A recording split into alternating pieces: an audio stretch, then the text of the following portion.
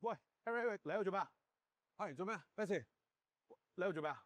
啱啱睇完樓咯。喂，啱啱翻咗件錦豐苑好嘢喎。係咩單位嚟㗎？係啊，大兩房啊，未補地價，大兩房未補地價，新座舊座？新座，新座，我有客喎，係咪低層嚟㗎？唔係一二樓啊，放心。唔係一二樓咁啊掂啦，我哋而家即刻去睇好嘛？好啊，行啊。好，而家進入咗個單位啦。咁呢家一入嚟就有一個直廳，咁向前望就係廳嘅景觀啦。咁嗱，因為我哋而家喺單邊嘅單位啊，咁所以咧私隱度好高嘅。左手邊有樓，但係唔係好對到好正嘅。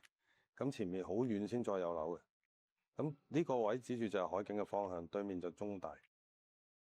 咁大家見到啦，而家我哋喺呢個單位陽光好好啊。咁因為佢向西嘅，咁所以好光猛間屋。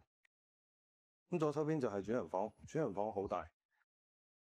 咁呢度有個4門衣櫃，再有埋書台。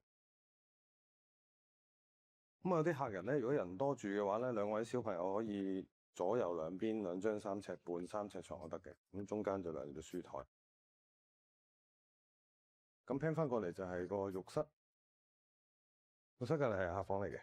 咁浴室就原裝啦，冇特別改動，保留翻個浴缸。咁新買家咧應該都要裝修啦。咁佢又改咗個巴士門，方便出入。再嚟就客房，咁客房目測都有應該60尺到。景觀同廳一樣嘅，都係望翻內園咯。咁呢度放雙人床啊、衣櫃同埋書台、梳妝台絕對冇問題。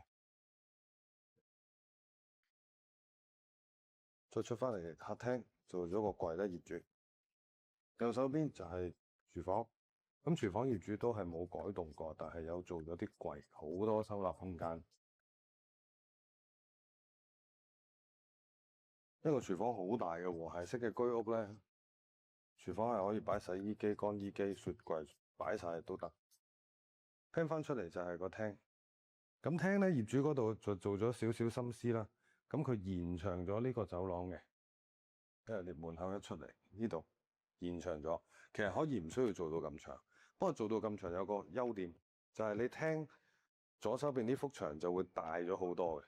咁換句話講，你可以置中兩個電視嗱，而家我哋置中緊，咁呢度有 sofa 坐喺度，右手邊亦都可以做櫃，亦都仲有好多空間。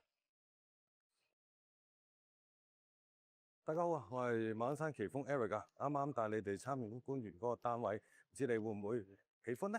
咁咧，啱啱個單位咧就係錦豐苑 J 座低層18號單位，實用面積545尺，我哋叫大兩房，咁啊都係綠表單位啦。咁而家目前咧，成個錦豐苑咧最平嘅大兩房單位就係佢啦，唔需要500萬就可以買到一個545尺嘅單位。希望啱啱段影片可以幫到你，作出一個最優於你自己嘅選擇。多謝晒，拜拜。